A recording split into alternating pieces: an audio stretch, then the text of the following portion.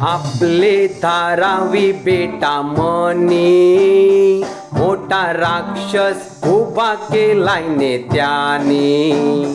त्यास राक्षसान टोकरी केली जवानी. टपाटप माणसं गेली मरुनी. काळजाचे झटक्याचे आजार झाल्यान बारकी मोठी याच आजारान मेल्यान. ज्यांचे घरान दुःखाचे डोंगर पसरल्यान त्यांचे गुन्हेगार आपलीच माणसं हान. ज्यांचे घरान दुःखाचे डोंगर पसरल्यान त्यांचे गुन्हेगार आपलीच माणसं हान. त्यांचे गुन्हेगार आपलीच माणसं हान.